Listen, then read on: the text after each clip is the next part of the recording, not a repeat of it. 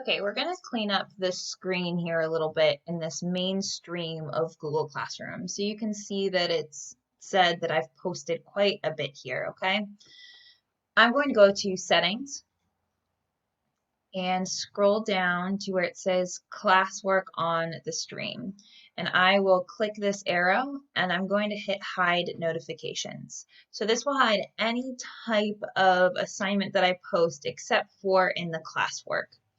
In this place too, you can also in your stream allow students to post and comment, students only commenting, or teachers only posting and commenting.